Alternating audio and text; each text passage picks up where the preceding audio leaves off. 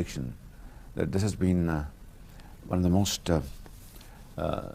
successful trips we have undertaken to this great brotherly country of ours, UAE, which is my second home and second home for millions of Pakistanis.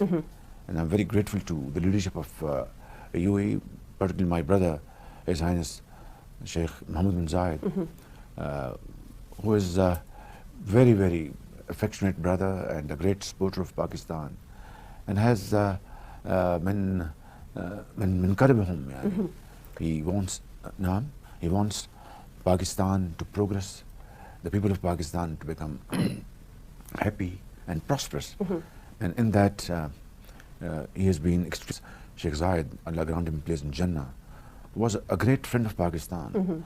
He was Pakistan was in his soul.